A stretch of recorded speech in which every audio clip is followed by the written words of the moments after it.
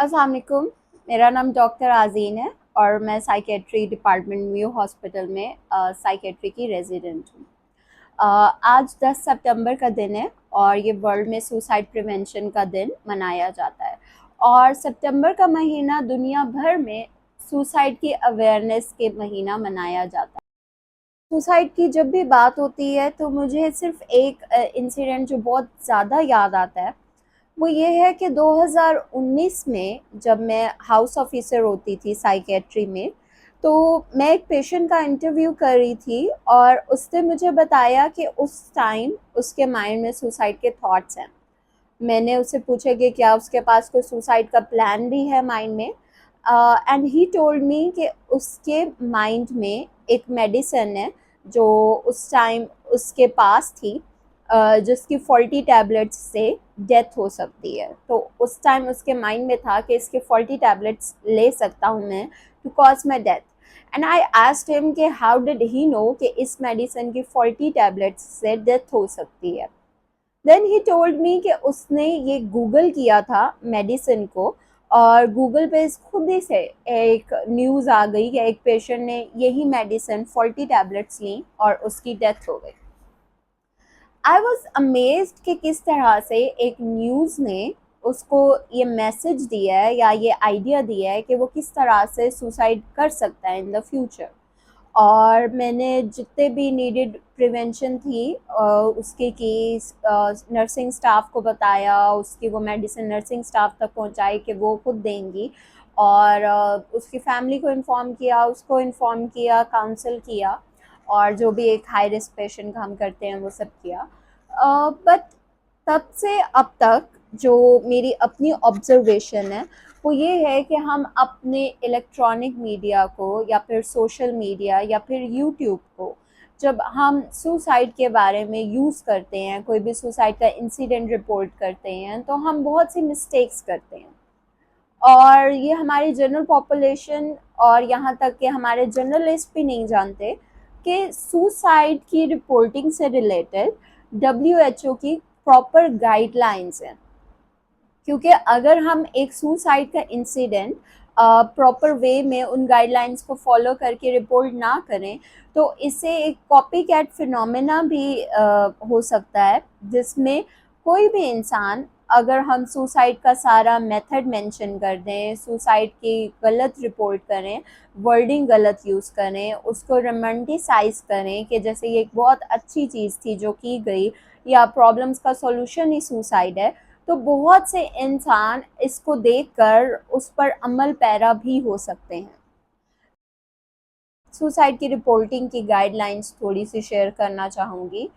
कि कभी भी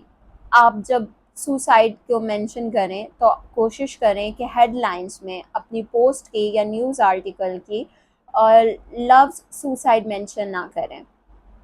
डेथ काफ़ी है। आप कभी भी अपनी रिपोर्ट में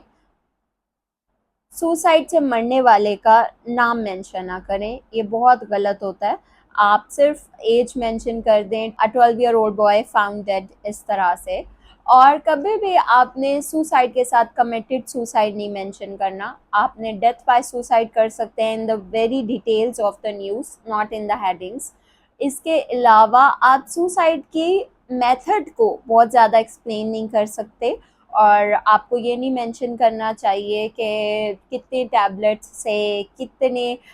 डोजेज से डेथ कॉज हुई।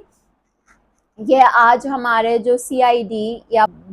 क्राइम के जो डॉक्यूमेंट्रीज या मूवीज़ होती हैं, उसमें भी अक्सर केसेस को सेंसेशनल बनाने के लिए, इंटरेस्टिंग बनाने के लिए, वो पूरी एक डेथ का कॉज, उसकी डोज, उसका मेथड, कौन सा ड्रग आजकल मार्केट में अवेलेबल है, वो किस नाम से बाज़ार में मिल जाता है, और रूट ऑफ एडमिनिस्ट्रेशन क्या है, किस तरह से वो बॉडी में हम ले सकते हैं, ये सारी चीज़ें मेंशन करने से अवॉइड करें। सुसाइड जिसने की हो उसके फैमिली मेम्बर्स के तासुरात, उनका इंटरव्यू, उनके बगैर परमिशन के अपलोड करने से गुरेज करें।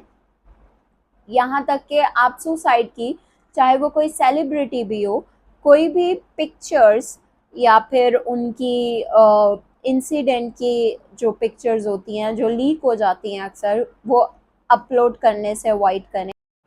और सुसाइड और मेंटल इलनेसेस के वर्ड्स को आजकल फेसबुक पे एक डिलूलो वर्ड बहुत ज़्यादा यूज़ हो रहा है, उसको जनरली और जोक्स में यूज़ करने से अवॉइड करें, क्योंकि आप सुसाइड, ओसीडी, डिप्रेशन, डिलूलो, जितने भी ये मेंटल इलनेसेस की टर्म्स यूज़ करते हैं, यहाँ तक के गैस लाइटनिंग, आपको इसकी प्रॉपर डेफिनेशंस, इसका प्रॉपर यूजेज बिल्कुल भी नहीं पता। और आप इसकी यूजेज को जितना कॉमन बना रहे हैं, उतना एक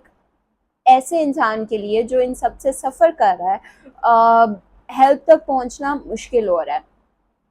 और हेल्प की बात करें तो कभी भी अगर आप मेंटल हेल्थ प्रोफेशनल नहीं है, तो कभी भी किसी भी डिप्रेस्ड पेशेंट को, चाहे वो आपकी बहन, भाई, आपका बहुत क्लोज रिलेटिव, आप खुद से हेल्प करने की कोशिश नहीं करेंगे, क्योंकि अगर आपको प्रॉपर वे नहीं आता कि किसी की किस तरह से हेल्प करते हैं, तो आप उसकी इलनेस को और ज़्यादा ख़राब कर सकते हैं। तो इसके लिए हमेशा एक professional life coach, occupational therapist, psychologist या साइकेट्रिस्ट की आपको हेल्प लेनी चाहिए और उन तक उनको पहुंचाना चाहिए। इसमें आपकी सोशल सपोर्ट यही होगी कि आप एक ऐसे पर्सन को जो आपको लगता है कि सुसाइडल थॉट्स रखता है, उसको आप एक मेंटल हेल्थ फैसिलिटी तक पहुंचाएं, एक मेंटल हेल्थ प्रैक्टिशनर तक उसका राब्ता करवाएं। और लास्टली आप कोशिश करें कि अपने सोशल मीडिया पर पोस्ट करते हुए इन सब इलनेसेस और सुसाइड को रोमांटिसाइज या ओवर जनरलाइज या पॉपुलराइज करने की कोशिश ना करें, क्योंकि सुसाइड की कभी भी एक कॉज नहीं होता, बहुत ज़्यादा कॉजेज़ होते हैं एक इंसान की ज़िंदगी में। फाइनेंशियल क्राइसिस होते हैं, लैक ऑफ सोशल सपोर्ट होती है, कोई लाइफ इंसिडेंट्स होते हैं, इवेंट्स होते हैं, ऑलरेडी कोई उनका कोपिंग मैकेनिज्म गलत होता है,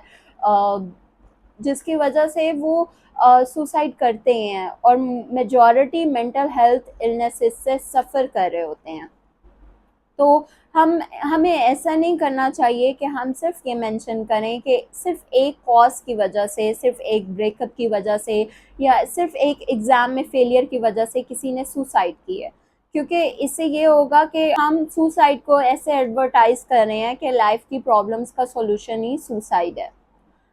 इन सबको आप मद्देनज़र रखें और अपना और अपने चाहने वालों का ख्याल रखें। और